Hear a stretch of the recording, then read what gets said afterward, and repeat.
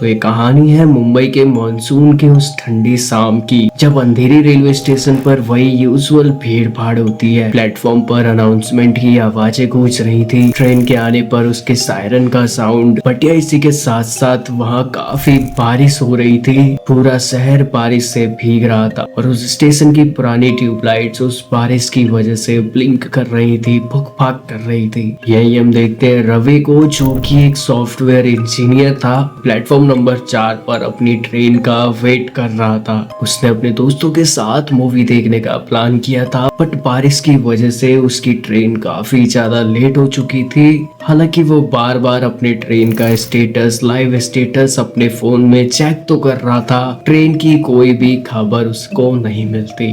वो ट्रेन का इंतजार करता रहा और स्टेशन से भीड़ धीरे धीरे कम होने लगी थी, क्योंकि ऑफकोर्स टाइम बीतता जा रहा था और धीरे धीरे भीड़ खत्म होने लगती है। इन द एंड वो अकेला उस स्टेशन पर रह जाता है। तभी एक हवा का झोंका उसके कान से होता हुआ गुजरता है और वो पीछे मुड़कर देखता है तो उसको वहां पर कुछ भी नहीं दिखता। उसका दिल काफी जोर जोर से धड़कने लगता है, लेकिन वो सोचता है शायद ये मेरी इमेजिनेशन होगी। पर वो चाहे कितनी में खुद को छोटी तसल्ली दे रहा था, पर उसके अंदर काफी ज्यादा घबराहट उसको महसूस हो रही थी। पर तभी उसको थोड़ी दूर एक बेंच के नीचे से एक रोशनी दिखाई दे रही थी। वो इतना ज्यादा क्यूरियस हो जाता है कि वो उस लाइट के पास, उस रोशनी के पास जाने लगता है। वो धीरे धीरे अपने कदम उस लाइट की तरफ तो बढ़ा रहा था, लेकिन उसी के साथ साथ उसके दिल की धड़कन भी काफी ज्यादा तेज होने लगती है। और जैसे ही वो बेंच के पास पहुंचता है, उसको वहां पर उस बेंच के नीचे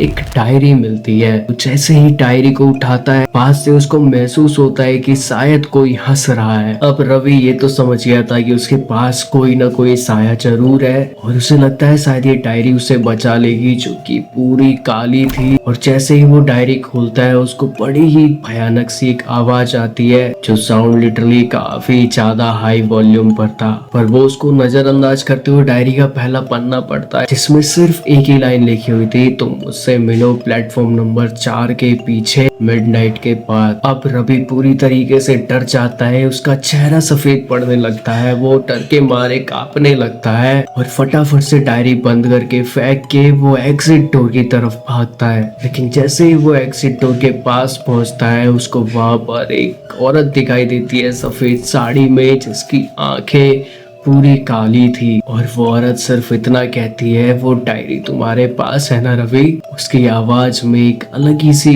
गूंज थी, जिसके बाद रवि काफी ज्यादा डरने लगता है। वो अपने कदम पीछे लेने लगता है। लकीली तभी उसको एक ट्रेन की आवाज सुनाई देती है, पर वो ट्रेन अभी विजिबल नहीं था। और उसी वक्त उसके फोन पर नोटिफिकेशन आता है, last train to Andheri arriving soon. जिसके बाद डर के मारे उसके हाथ से फोन गिर जाता है, और जैसे ही वो ऊपर देखता है तो वो औरत अब गायब हो चुकी थी। अब ट्रेन विजिबल होने लगी थी। रवि भागा भागा जाता है और उस ट्रेन में चढ़ जाता है, जिसके बाद वो कभी भी अंधेरी रेलवे स्टेशन नहीं जाता। पर हाँ, लोग कहते हैं अभी भी अंधेरी के प्लेटफॉर्म नंबर 4 पर ऐसी हॉन्टेड आवाजें आती हैं, और वो औरत उसके बाद से और भी ज्यादा विजिबल होने लगी थी, और प्लेटफॉर्म नंबर 4 को शापित माना जाता है। एनीवेज, आप लोगों को कैसी लगी ये स्टोरी कमेंट में जरूर बताना। मैं मिल जाऊंगा आप लोगों को किसी और नेक्स्ट वीडियो में, लेकिन हाँ, उसके लिए नीचे सब्सक्राइब करके बेल आइकन को ऑल पर सेट कर लो।